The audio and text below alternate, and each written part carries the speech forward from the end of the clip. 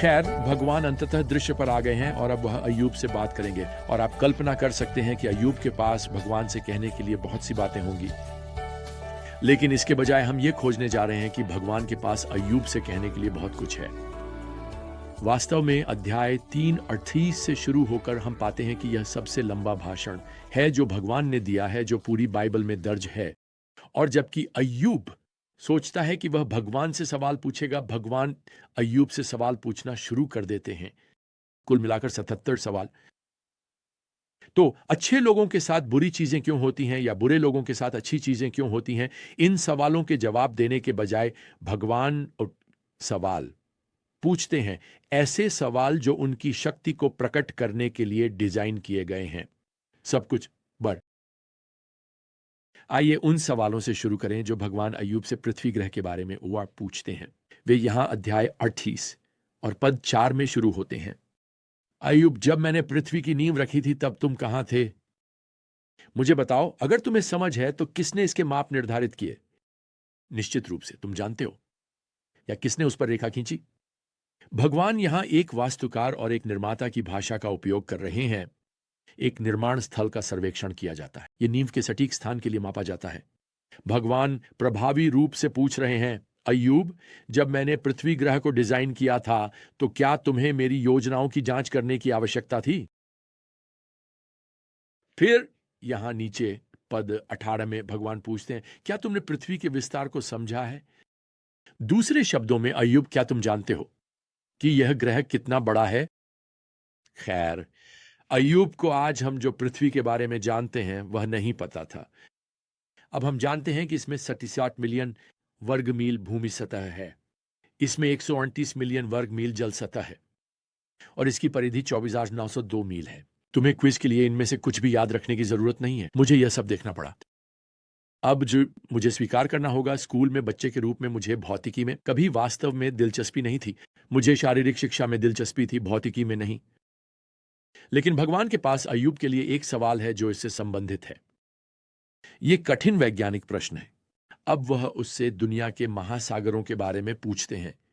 यहां एक लंबा सवाल है जो पद 8 में शुरू होता है। जब समुद्र गर्भ से फूट पड़ा तो किसने उसे दरवाजों से बंद कर दिया? जब मैंने बादलों को उसका वस्त्र बनाया और घने अंधकार को उसकी लपेट और उसके लिए सीमाएं निर्धारित की और कहा, यहां तक आओ और आगे नहीं।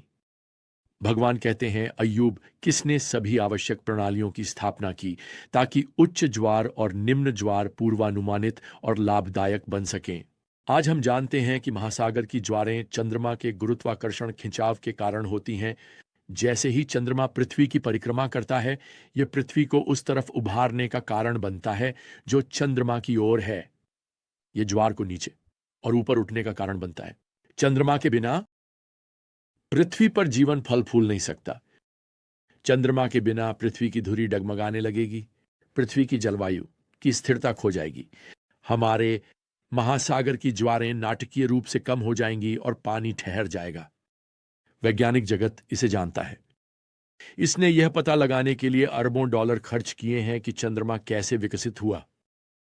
खैर, उत्पत्ति 1 का रिकॉर्ड हमें बताता है कि चंद्रमा विकसित नहीं हुआ, बल्कि भगवान ने इसे बनाया चौथे दिन। और क्या यह पृथ्वी पर जीवन के लिए कभी आवश्यक है? भविष्यवक्ता यशायाह हमें बताते हैं कि भगवान ने पृथ्वी को निवास के लिए बनाया। यशायाह 45 पद 18। दूसरे शब्दों में, हम एक डिजाइनर द्वारा बनाई गई ग्रह पर रह रहे हैं। यह पृथ्वी पर जीवन के लिए पूरी तरह से बनाया गया है। खैर, अब भगवान आगे बढ़ते हैं और अय्यूब से पूछते हैं, या पद 12 में, क्या आपने अपने दिनों की शुरुआत से सुबह को आदेश दिया है और भोर को उसकी जगह जानने के लिए प्रेरित किया है? दूसरे शब्दों में, अय्यूब, क्या आप एक नया दिन बनाने के प्रभारी हैं? क्या आप आकाश में सूर्य की गति को नियंत्रित करते हैं? खैर, आज हम समझते हैं कि भगवान ने पृथ्वी के घूर्णन को कैसे डिजाइन किया ताकि रात और दिन को सही मात्रा में बनाया जा सके। कल्पना करें कि अगर हम अपनी वर्तमान गति के 1/3 पर घूमते तो पृथ्वी पर जीवन कितना अलग होता। एक दिन 3 गुना लंबा होता। मेरा मतलब है, कितनी 2 साल के बच्चों की माएं इसे सहन कर पाती? अब फिर से भगवान अय्यूब को उलझाने की कोशिश नहीं कर रहे हैं। वह अय्यूब को यह प्रकट कर रहे हैं कि उन्होंने न केवल पानी, पृथ्वी और आकाश को बनाया है, बल्कि वह पानी, पृथ्वी और आकाश को भी नियंत्रित करते हैं। यहां पद 22 में भगवान अय्यूब से पूछते हैं, क्या तुमने बर्फ के भंडार में प्रवेश किया है, या क्या तुमने ओलों के भंडार को देखा है, जिसे मैंने संकट के समय के लिए सुरक्षित रखा है? अब भगवान यहां उन 10 विपत्तियों में से एक का उल्लेख कर सकते हैं जब उन्होंने मिस्र की भूमि पर ओले भेजे थे। निर्गमन अध्याय 9, या वह अंत समय की विपत्ति के दौरान न्याय का उल्लेख कर सकते हैं, जब, जैसा कि प्रेरित जॉन लिखते हैं, कि महान ओले लगभग 100 पाउंड प्रत्येक स्वर्ग से लोगों पर गिरे और उन्होंने ओलों की विपत्ति के लिए भगवान को शाप दिया। यह प्रकाशित वाक्य अध्याय 16 में है।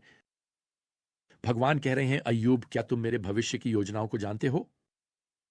क्या तुम जानते हो कि मैंने भविष्य के लिए प्रकृति में क्या सुरक्षित रखा है? फिर भगवान यहां पद 25 में वर्षा के बारे में बात करने के लिए आगे बढ़ते हैं। वह कहते हैं कि उन्होंने बिजली, जो कि बिजली की चमक है, को भूमि पर वर्षा लाने के लिए बनाया। अब इसे समझो, भगवान अय्यूब को ऐसी जानकारी दे रहे हैं जिसे लोग सदियों तक नहीं समझ पाएंगे। एक वैज्ञानिक लिखते हैं कि अब हम जटिल जानते हैं, बल इस विद्युत क्षेत्र को उत्पन्न करते हैं जो बिजली के निर्वहन का कारण बनता है, और ये हिंसक विद्युत धाराएं छोटे जल कणों को एक साथ जोड़कर बड़े बूंदों का निर्माण करती हैं। अंततः घटनाओं की यह अद्भुत श्रृंखला प्यासे भूमि पर वर्षा लाती है। कल्पना कीजिए, भगवान ने यहां पद 25 में अय्यूब से कहा कि उन्होंने बिजली की चमक बनाई वर्षा भेजने के लिए। वैसे यह संयोग नहीं है कि भगवान अय्यूब के लिए तूफानों और बिजली पर अपनी रचना और नियंत्रण का वर्णन कर रहे हैं। मैं आपको फिर से याद दिला दूं, यह बिजली थी, स्वर्ग से आग, जिसने अय्यूब की भेड़ों को मार डाला। यह एक तूफान था जिसने उसके बच्चों की मौत का कारण बना। भगवान यह संकेत दे रहे हैं कि ये त्रासदियां प्रकृति की दुर्घटनाएं नहीं हैं, वे वास्तव में भगवान की प्रकृति द्वारा निर्देशित हैं, उनके काफी रहस्यमय उद्देश्यों के लिए। अब इस सृष्टि यात्रा के साथ एक और पड़ाव है जिसे मैं इंगित करना चाहता हूं। भगवान अय्यूब को मूल रूप से सितारों को और दिखाते हैं, और उनसे यहां पद 31 में पूछते हैं, क्या तुम प्लेट्स के बंधनों को बांध सकते हो, या ओरियन के बंधनों को खोल सकते हो? क्या तुम मसिरा अर्थात नक्षत्रों को उनके मौसम में आगे ले जा सकते हो? या क्या तुम भालू, जो कि बड़ा भालू है, को उसके बच्चों के साथ मार्गदर्शन कर सकते हो? वैसे कुछ लोग यहां इंगित करते हैं कि प्लेड्स वह नक्षत्र है जो वसंत से संबंधित है और ओरियन सर्दियों से संबंधित है। तो भगवान शायद इसे इस तरह कह रहे थे, ऊपर देखो अय्यूब, उन नक्षत्रों को देखो, क्या तुम उन्हें प्रबंधित कर सकते हो? क्या तुम वसंत ला सकते हो? क्या तुम सर्दी ला सकते हो? और जाहिर है अय्यूब को जवाब देना होगा, नहीं। देखो, भगवान ने प्रकृति पर नियंत्रण नहीं खोया है, वह प्रकृति के निर्माता है। एंड यस प्रिय, यह कुछ गहरे की ओर इशारा करता है। यह भगवान की प्रकृति, उनकी सृजनात्मक शक्ति, उनके जल, पृथ्वी और आकाश पर नियंत्रण की ओर इशारा करता है। आज जो लोग मानते हैं कि हम दुर्घटना हैं, कि पृथ्वी एक दुर्घटना है, कि हम बस इतने भाग्यशाली थे कि सौर मंडल के इस विशेष स्थान पर जीवित रह सके, वे गहरे प्रश्नों का उत्तर देना शुरू नहीं कर सकते, जैसे हम कहां से आए, हम कहां जा रहे हैं, और क्या हम वास्तव में मायने रखते हैं? ओह, मुझे आपको बताने दें, सृष्टिकर्ता भगवान, जिन्होंने अपने मुख के शब्द से तारों और ग्रहों को अस्तित्व में लाया, भजन 33 पद 6, हमारे सृष्टिकर्ता भगवान ने आपको डिजाइन किया और आज आपके जीवित रहने की योजना बनाई, और उनके उद्धार के उपहार के कारण आप आज उनके हो सकते हैं। आपके पाप क्षमा किए जा सकते हैं, आप उनसे बात कर सकते हैं, आप उनकी सेवा कर सकते हैं। बाइबल कहती है कि इस जीवन के परे एक दिन आप उनके साथ जाने और रहने में सक्षम होंगे, जहां आप एक नव निर्मित ब्रह्मांड का आनंद लेंगे। यही है कि आप भगवान के लिए कितने महत्वपूर्ण हैं। देखिए, यहां नौकरी को सबसे गहरा इन उत्तर मिल रहा है। परमेश्वर उससे कह रहा है, अय्यूब, तुम्हारा महत्व इतना है मेरे लिए खैर, हमारी अगली यात्रा तक प्रिय प्रभु यीशु मसीह की कृपा और भगवान का प्रेम और पवित्र आत्मा की संगति आप सभी के साथ हो। आमीन।